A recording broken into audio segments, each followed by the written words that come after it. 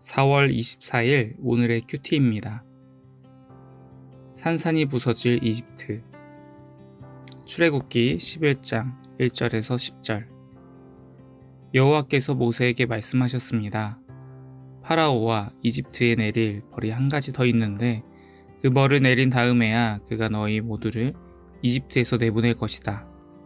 그가 너희를 내보낼 때는 완전히 다 쫓아내버릴 것이다.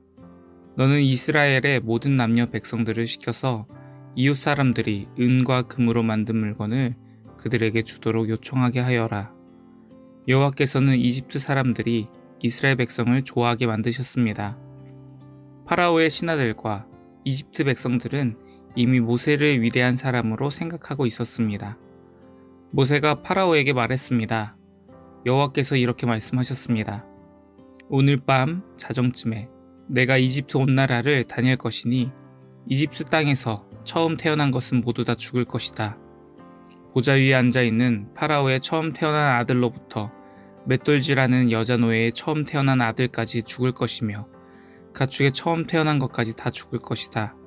이집트 온 땅에서 크게 울부짖는 소리가 들릴 것인데 그런 소리는 전에도 없었고 앞으로도 없을 것이다. 그러나 이스라엘 백성이나 짐승들을 보고는 개 한 마리도 짖지 않을 것이다. 그리하여 너희는 나 여호와가 이집트와 이스라엘을 구별하였다는 것을 알게 될 것이다. 그렇게 되면 왕의 모든 신하들이 나에게 와서 엎드려 절하면서 제발 당신과 당신을 따르는 모든 백성은 떠나 주십시오 라고 말할 것입니다. 그 일이 있은 뒤에야 나는 떠날 것입니다. 이 말을 하고 나서 모세는 크게 화를 내면서 파라오 앞에서 물러나왔습니다. 여호와께서 모세에게 말씀하셨습니다.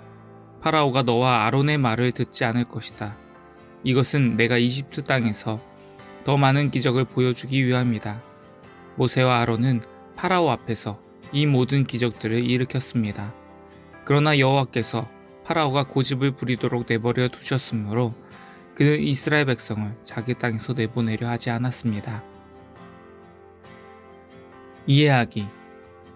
하나님은 마지막 재앙을 끝으로 이스라엘 백성을 이집트에서 나오게 하실 것입니다. 이집트 사람들의 마음을 움직여 금과 은으로 만든 물건도 함께 얻어 나오게 하실 것입니다. 이제 모세는 마지막으로 파라오 앞에 섭니다. 이집트 땅에서 태어난 것들이 모두 죽을 것을 파라오에게 알립니다. 가장 높은 신분의 첫째 아들부터 가장 낮은 신분의 첫째 아들까지 심지어 가축의 처음 태어난 것까지 죽을 것입니다.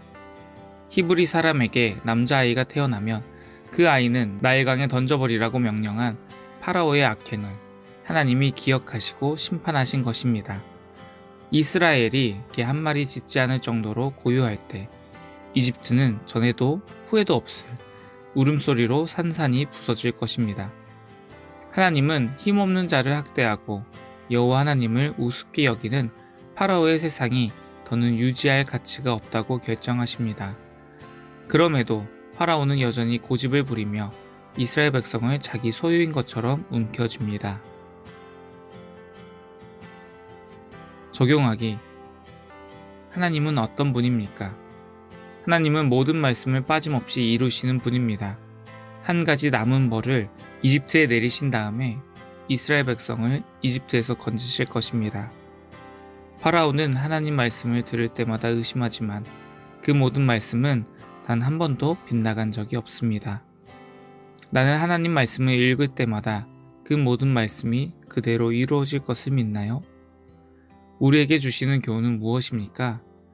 이집트 땅이 심판을 받아 우는 소리로 가득할 때 이스라엘 백성이 사는 곳은 하나님의 도움으로 평온합니다. 이처럼 심판과 구원은 동시에 일어납니다. 심판의 때에 구원받는 하나님의 백성으로 살기 위해 오늘 내가 해야 할 일은 무엇인가요?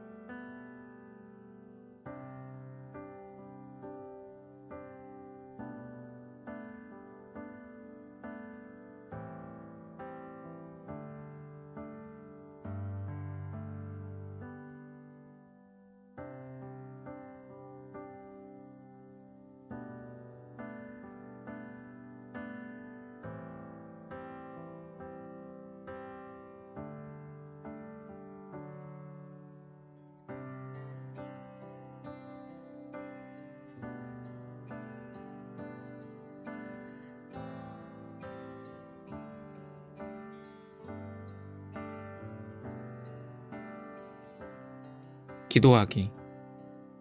오늘도 모든 말씀을 빠짐없이 이루시는 하나님을 신뢰하며 살도록 도와주세요.